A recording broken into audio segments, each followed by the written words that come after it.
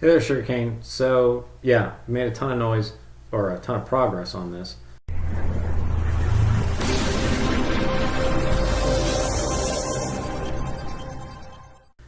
You can see here's the pre-filtered notch noise, and after we implement the soft filtering, that pretty much is all canceled out. There's just a little bit remaining that's getting through to your Dterm. Since you recorded such a high rate, sampling rate, which is fine, it just takes my Blackbox a while. So you can see that that's really squashed down pretty well, even if I raise the intensity here. We still have a little bit to deal with here, right around 100, and then a little bit at the very top. I would assume if these notch filters were any wider or were taken out, this would kind of be filled with noise in here. But still, that's not a bad bass noise level. I'm really exaggerating there by pulling up that scale. So let's look at what you have here. So we have it set to bi-quad for your Dterm, which we can look at there. What I'm thinking about right now is maybe even backing down on some of these filters just to see. So I'm thinking about turning off your static notches, all of them, your Gyro 1, Gyro 2, and Dterm. See what that gives you. Right now, if I look at your P trace and pull that noise level up, just give it a second. So you can see that's the P trace. There's really not very much noise on your P trace at all. Just a little bit down here. Again, right around 100 hertz seems like that's where your frame resonance is. And this static, that's at the very fringe of this static notch, so I don't know that it's helping it that much. I would, one of two things. I would try to run a trace where these two are turned off, the static notches, for the gyro, and compare that against this this trace or this Blackbox's recording. See if it's substantially higher or not. And what you want to look at too is specifically look at the trace. Don't just look at the spectrographs. The spectrograph's kind of just an indicator, lets us know where to look. But ultimately, we want to be interested in looking at that trace, the P-term traces directly, and the amplitude and noise along them. So if I can pull this up here, try to shut some other stuff off because this thing is taking forever. See if that helps some. But I'm zoomed way out here on my P trace. That's a fairly good. It looks like you had some prop wash there. That's not too bad. A lot of this just looks like prop wash and things of that nature. Your high frequency noise is obviously the thickness of these lines here.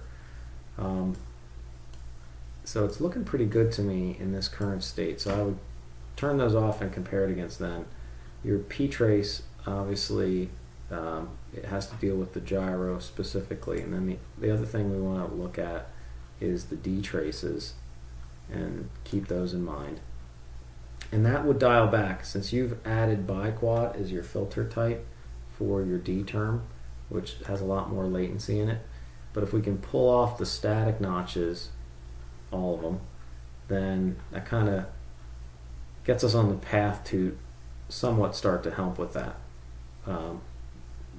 with adding that much latency in with the bi-quad.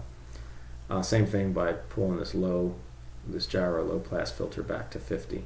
So I think we got to a good spot where we know where we need to get, and that's kind of like how I like to operate. I like to fix the heck out of it, to know that, okay, it can be fixed. Now can I dial it back a little bit to thread the needle on it? I would think this is okay by itself. The other way to go with this is if you just leave it like this, and then you can start pushing up your Dterm, because now your Dterm has so much less noise on it than it had before, that you can start moving up your Dterm to address any of your flight characteristics you don't like, bounce back, things of that nature. So let me look at that. You may want to increase your RC interpolation. I see you have it down at 9, which is really a nice low value. The default's 19. So you might want to bump that up now that you have the throttle in there. You can see this is still a little jagged there, so maybe try bumping that up to 12 and seeing what you get with that. Alright, so what I would do, like I said, is I was looking at it here. It looks like you just need to go through the PID tuning here. That Stinger Swarm videos, what I would do. If it were me, I would pull off the static notches, all of them.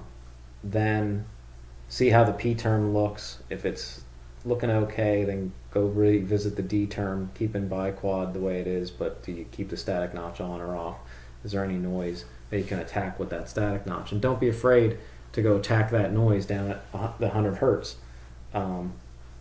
if you need to. Obviously, the lower the static notch is set on the D-term, the more latency it's going to add. But by pulling off these 2 static notches up here, that could be helpful because those are both adding latency by themselves. I would look at it if it gets worse. If you get double the amount of noise, or 25 to 50% more noise, then I would put them back in. Then from there, it's just kind of resetting your PID tuning. Ultimately, I really feel you're going to need higher P terms, and I would leave your D's down here right now and start doing moves where you move to the left, quick stick movements to the left and to the right that recenter and hover, just like Stinger Swarm shows in his video, to try to keep bumping up that P term until the craft continues to shake. And that one, they're setting their I and D terms, at least on the pitch and yaw, to 0. So do keep that in mind. If you're trying to follow exactly what he's doing, you really want to do the same and set these to 0 as well, and do that until you get the high frequency oscillations. Then you back down P just a little bit from there. Then you start to bump up D term starting at 10 and keep bumping it up until you eliminate bounce back. And then the I term has to deal with the just doing punches like he shows and seeing if the thing starts to drift. Generally, the I term I would probably just set back to beta fault defaults, and then you have your anti-gravity gain is where I find. I always just leave I term, whatever the beta stock defaults are, and just use anti-gravity gain is where I find I need the most amount of I control, that the defaults are good to go. All right. If you want to go through that and then re-upload the log, to me, you go through like macro PID tuning using the Stinger Swarm, and then micro is when you're getting down to the Blackbox. So for me personally, like when I do flips and rolls on mine in the video, I can't even see. I can when I go back through and look at the flight footage.